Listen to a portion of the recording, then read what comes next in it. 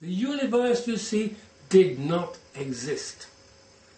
At that time, God said He created. And creates means makes out of nothing. On computers, you know, when I've been working with computers for many, many years, and when in the olden days, you say, create a file, create a folder. We're not creating, we're making. So we get this idea. Now it is because, the verse 2 says, and the earth was without form and void. They think that in the beginning the earth was there automatically. How foolish can you get? Something does not come out of nothing. I don't care, you know, let Mr. Attenborough be in space somewhere on his own, and let him give me all his theories, or Richard Dawkins, all his theories, and start with nothing. Not moss, not mud and swampy water and electricity and all this. No, absolute nothing. You know, and after that, the word you hear throughout Genesis 1 after is God said, God made. God said, God made. You're not hearing create anymore. And God created man in His own image. So the creation of man was out of the dust. But what was the creation bit of it was that we were made in His image. But the actual man was made out of the dirt of the ground. That's what it says in Genesis 2 verse 7. So, when we're talking about evolution, we need to go back to the very beginning, the basics, where nothing exists. Isaiah 45:12 says, the Eternal says, I have made the earth and created man upon it. I even, my hands have stretched out the heavens, and all their host have I commanded. God said He spoke to the heavens and it came. He spoke to the inanimate worlds and they did exactly what He said. I spoke to the bird and it obeyed. Fact. If you don't think it's a fact, you go and get one of those in your hand and try it. That's a very, very unusual photo. Very, very unusual. It's one of my prize photos. I have several prize photos, but that is really up amongst the top.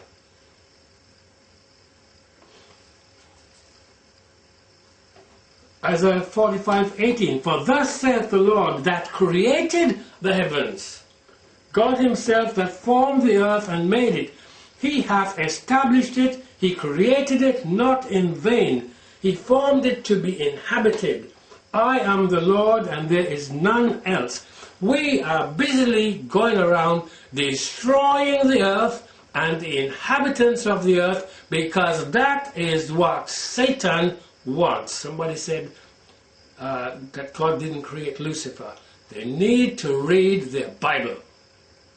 God created Lucifer and Lucifer rebelled and became our enemy, our adversary.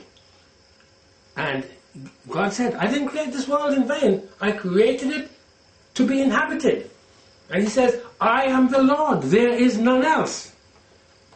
Isaiah 42:5, thus saith God the Lord, He that created the heavens and stretched them out, He that spread forth the earth, and that which cometh out of it, He that giveth breath unto the people upon it, and spirit to them that walk therein. Yes, David Attenborough, Richard Dawkins have a spirit in them. And we're not talking Holy Spirit here, we are talking spirit in man. They have no clue about it. None whatsoever.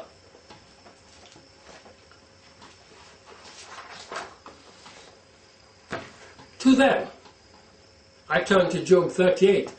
You know, Job was a man unlike anybody on the face of the earth. That's what God said. You read it in Job chapter 1. Satan is before God and God says, have you seen my servant Job? What do you think? Satan did not say which Job. Job might have, that Job wasn't necessarily the only person that had the name Job. Could be the same thing with me. God could say, have you seen my servant Peter? You know, there's 600,000 or whatever it is like that, Peter James on the internet. You go type it in, you'll see hundreds of thousands. But if God says to Satan, have you seen my servant Peter James? You're not going to ask which one. He'll say, touch him. Take his stuff from him. Take his wife. Take his children. And let's see how he acts then. Well, Job had a problem. And Job's problem was simply that he was a righteous man, but he did not realize that the empowerment for his righteousness was given to him by the eternal God. He thought it came from himself. That was the problem that Job had.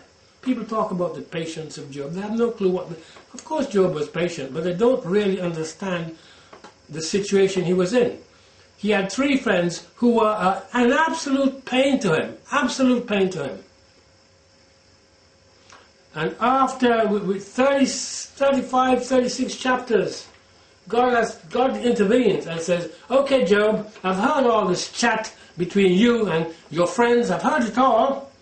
Now, who is this that darkeneth counsel by words without knowledge? And that is exactly and precisely the question I am asking David Attenborough, Richard Dawkins, and his gang, who managed to raise £140,000 to put up this advert all over the place that God probably does not exist. Go out and enjoy yourself. Eat, drink, and be merry. Who is this that darkeneth counsel by words without knowledge? Gird up now thy loins like a man. He says, you're talking? Okay. Let's go for it. Where I will demand of thee, and answer thou me.